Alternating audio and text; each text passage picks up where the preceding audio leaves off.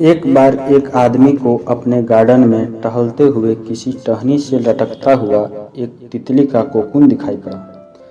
अब हर रोज वो आदमी उसे देखने लगा और एक दिन उसने नोटिस किया कि उस कोकून में एक छोटा सा छेद बन गया है।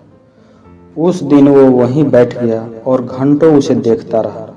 उसने देखा कि तितली उस खोल से बाहर निकलने की बहुत कोशिश कर रही है, पर बहुत देर तक प्रयास करने के बाद भी वो उस छेद से नहीं निकल पाई और फिर वो बिल्कुल शांत हो गई, मानो उसने हार मान ली हो।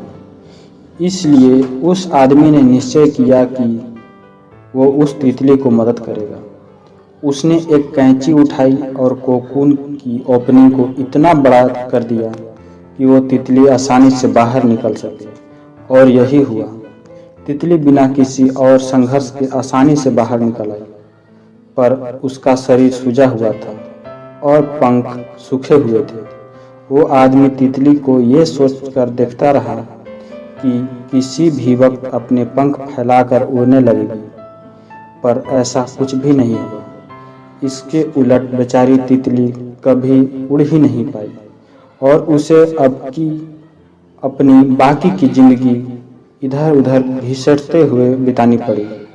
वो आदमी अपनी दया और जल्दबाजी में ये नहीं समझ पाया कि दरअसल कोकून से निकलने की प्रक्रिया को प्रकृति ने इतना कठिन इसलिए बनाया ताकि ऐसा करने से तितली के शरीर में मौजूद तरल उसके पंखों में पहुंच सके और वो छेद से बाहर निकलते ही उड़ सके।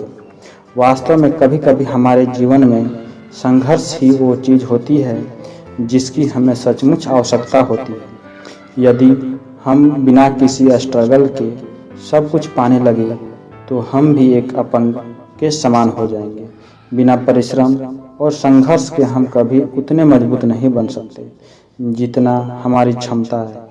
इसलिए जीवन में आने वाले कठिन पलों को सकारात्मक दृष्टिकोण से देखिए। वो आपको कुछ ऐसा